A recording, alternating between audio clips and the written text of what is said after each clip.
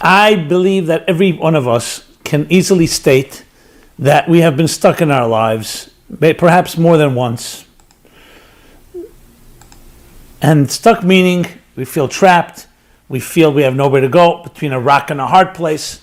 All the different expressions that are used in describing a situation where you don't know where to go. Now, many books and many workshops and seminars have been delivered on this topic from the beginning of time. But there's a fascinating story in the Bible that is perhaps the first documented stuck between a rock and a hard place ever mentioned.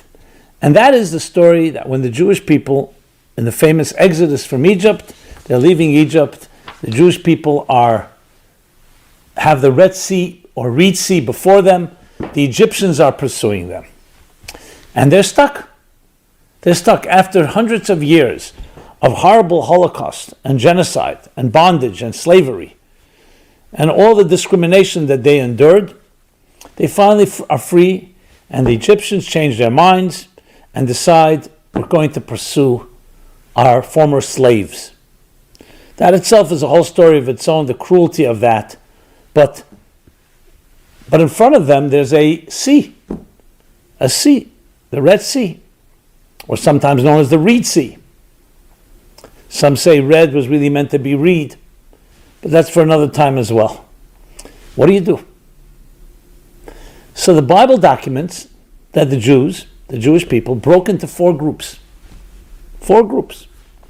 And you would think that these four groups covered the entire spectrum of every possible reaction to being stuck, to being trapped. Group number one said, you know what? We thought we're free. We're really not. Let's just return to Egypt. Maybe some of the Stockholm syndrome, being attached to your captor, to your victimizer, to your master. And let's just return. It's not worth it. Resignation, option one. Surrender. Group number two, the exact opposite. Let's go to war. We'll go to war with the Egyptians. We will not go back into slavery. That was group number two, the fighters. Let's fight. Group number three were the religious ones. They said, let us pray. Let us turn to God and pray. God took us out of Egypt. Let us pray for his help.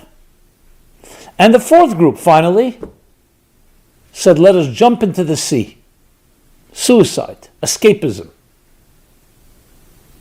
Instead of surrendering or fighting or praying, let's jump into the sea. Four groups. It doesn't seem like there's any other option. Moses turns to God and says to God, what should we do? Here are the four groups. And God responds in a famous classic verse in the book of Exodus, none of them are right. He rejects each one of the four. To those that say they want to return to Egypt, so you will not return to Egypt. To those that want to go to war, God do not have to fight. God will fight for you. To those that wanted to pray, says, be silent. And to those that wanted to jump in the sea, no. So Moses is left with a dilemma. So what should we do? One word. God says, I already told you what to do. Vayisou, it's a Hebrew word. It's a powerful word. Move forward. Forge ahead. You've come this far. Why are you challenging or questioning? Why are you doubting me? Forge ahead. Don't stay paralyzed in these four groups, because you could end up your entire life just arguing it out and not going anywhere. And of course being hurt in the process. Forge ahead. But there's a sea in front of us. So one man, Nachshon ben Amminadab, the Torah tells us, did exactly that. He went into the water. It reached his neck. And what happens? The waters parted. The great miracle of the parting of the sea, the splitting of the sea. Now immediately you'll say, 1 second, are we expected for miracles? No, there's much more than the miracle here. It's much more than just the parting of a sea. It means there is nothing that's impossible, as long as you're moving forward. The greatest enemy is paralysis. And all four, each has merit on its own. There are times we should we have to sometimes compromise. I don't want to say surrender. Sometimes we have to fight. Sometimes we need to pray. And sometimes we need to jump into the sea. I don't mean that in a negative way. I mean, sometimes we do need some form of escapism. But none of them on their own are complete answers. They each have their own merit.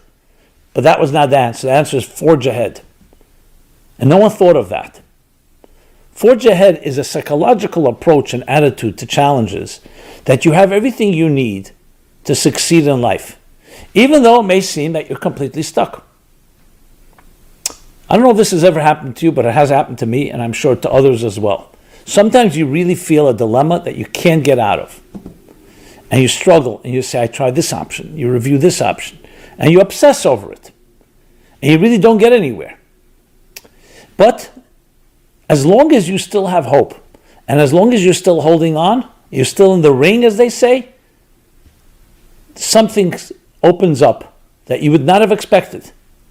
And that's the key, to see it through. I want to share with you a very powerful and beautiful analogy. It's from the Baal Shem Tov, the great mystic, the great Hasidic master, the Baal Shem Tov, the master of the good name. That was his name, Yisroel Baal Shem Tov. So he gives an analogy, and it's an analogy of what we call the spiral staircase. We all know what a spiral staircase is, right? But in Yiddish, the expression for a spiral staircase is Schwindeltreppe. Schwindeltreppe. Now, schwindel means to swindle. A swindling staircase has more dramatic than a spiral staircase. Why is it called a swindling staircase? Because it swindles you and deceives you into thinking that maybe you're not reaching your destination. So when you go up a regular staircase, we all know, no matter how long, how many steps, but you see the destination closer, farther. But you're going up and you are traveling in one direction. In a spiral staircase, often to save space or for other reasons, aesthetic reasons, you keep going in a circle, 360 degrees. And you keep turning 180 degrees and your back is facing the destination. So as you go up, every revolution you make, you're for 50% of the time you're facing not toward the destination. Just as you're about to reach the apex, the top, you need to make a full turn, and your back is facing your destination. So you can convince yourself that you haven't made progress. How many of us give up and we don't see it through? Remember, every effort you make it bears fruit. Everything achieves something. You may not see it right away, but it weakens the resistance, and you softens the resistance, and you make progress. What the Baal Shem Tov is saying is, in life, it's not always a straight staircase. Very often the staircases are swindling. They swindle us. They deceive us into thinking that, no, you're not reaching your destination. And many of us give up just at the moment when we're about to achieve our goals. That means vayiso, that means moving forward. It's not something that you can always explain, because you could say, well, it seems like all my options are gone. And you could always say, maybe I should fold them. Who says I should hold them? So it's true, we need to have discretion. We need advice, sometimes counseling with a objective mentor, because there are times we fight for something and it's time to let go. But very often the opposite is true, that you need to keep moving on and moving forward. So if it's something really important to someone, I very often suggest to people, I said, do not give up. They'll say, well, I've tried everything. You stay there. Stay in this position. Maybe something will open up. Some new opportunity will come. Maybe there'll be a shift. Maybe there'll be a change. And those that see it through reach the destination. The key is not to allow us psychologically to give up. And that was the main message, because all four groups, ultimately, it was something that would be compromising true forward movement. Going back and surrendering and resignation obviously means just going back to the past, and you remain a victim. Going to war at times is necessary, but then your whole life can be a fight. Many of us who have challenges with family members or others, we end up just fighting our entire lives. It's draining, it's exhausting, it weakens us, and most importantly, it takes up valuable time and real estate in you that you could have focused on something positive.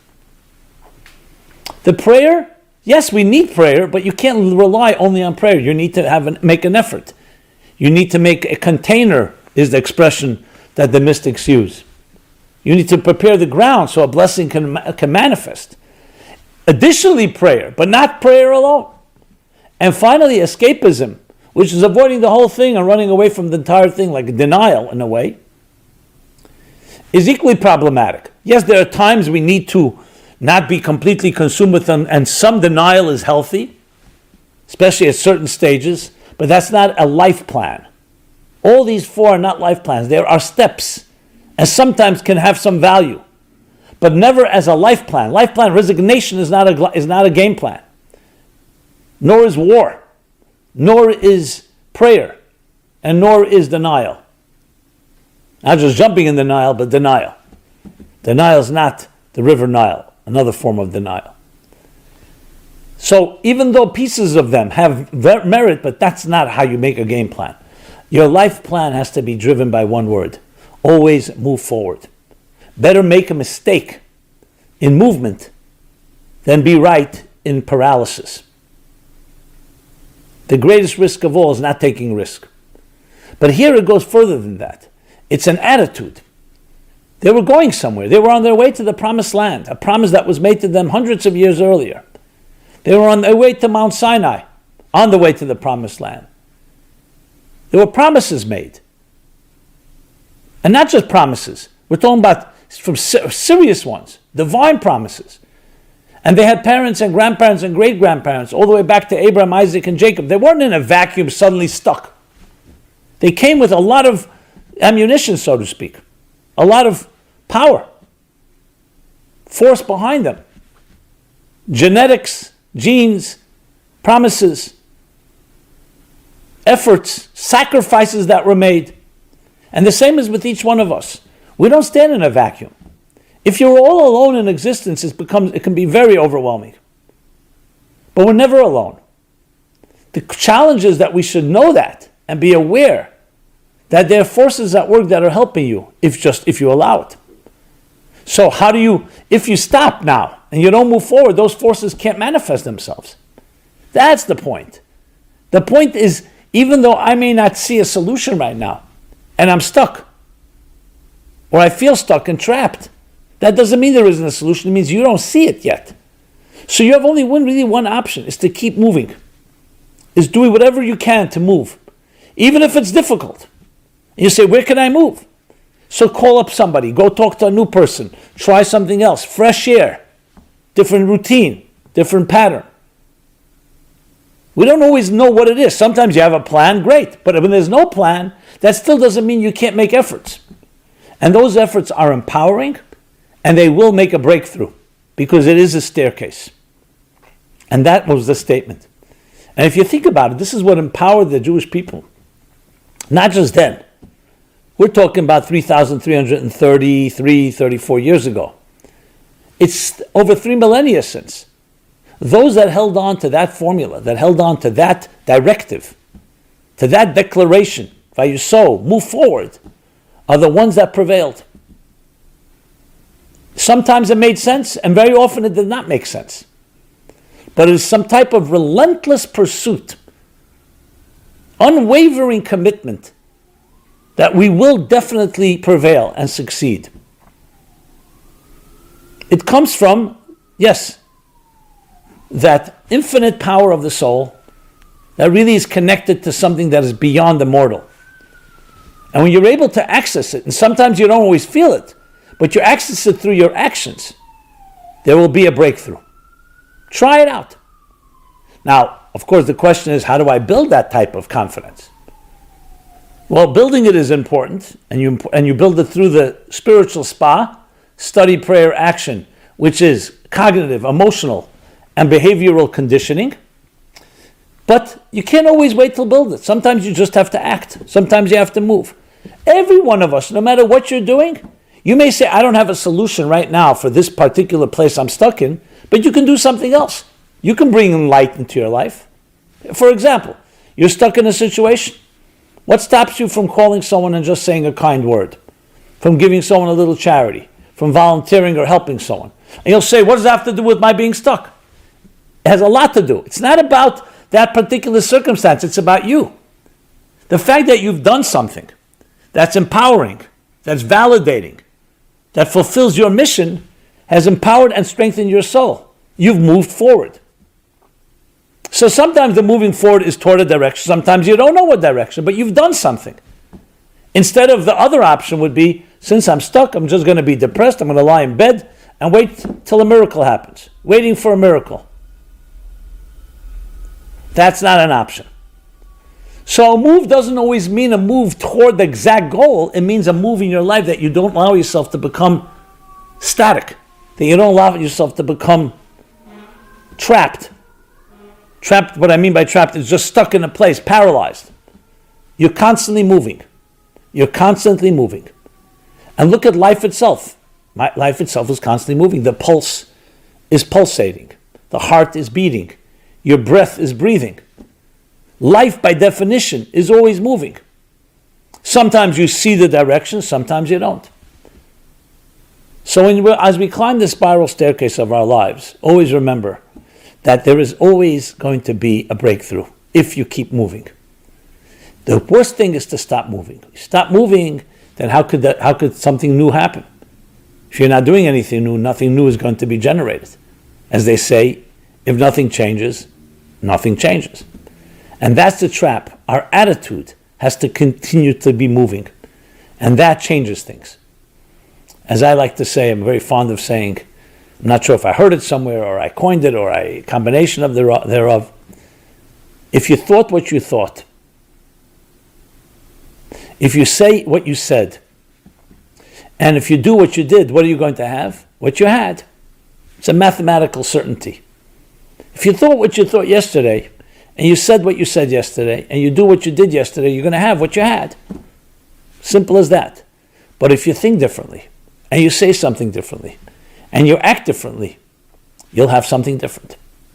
What that is, sometimes you'll see immediately, sometimes it takes time. So it's cause and effect, cause and effect, action and reaction. The movement is the action. Movement always creates a reaction. And if we're blessed, it's exactly what we were waiting for, exactly what we were hoping for. And if we're blessed even more, sometimes it may not be exactly what you were waiting for, but it's what you need. And you come to realize and be wise, to be flexible, not always be trapped in what you think you need, because that's another trap. You think you need it. So movement is the key to everything. And movement, we are all capable of doing that movement. Now, of course, when you're in a situation, you say, well, I'm not in the mood of moving. So get somebody. Invite somebody to kick you in the pants. Don't force, no one should force themselves. But you should invite it, you should welcome it because you know it's necessary. It's just like a person who needs exercise because they're in a lethargic state and they don't want to do exercise. But the exercise is exactly the thing that's going to help them get out of that state. And continuing to remain lethargic is only going to create things that are worse. Same approach psychologically. Move forward. The fifth path, the true path that creates breakthroughs. This has been Simon Jacobson. It's always an honor and pleasure to say a few words. Please share this if you felt it meaningful. And I'd love to hear your thoughts, your comments, your feedback, your suggestions, your critique. Simon Jacobson, meaningfullife.com is our platform, but we're on all the different platforms on social media. Check it out. Check us out. We have a wide array of offerings on our calendar, different programs, both video, audio, text-based, and really almost anything that is there to nourish your soul and help you live a more meaningful life. Thank you very much and be blessed.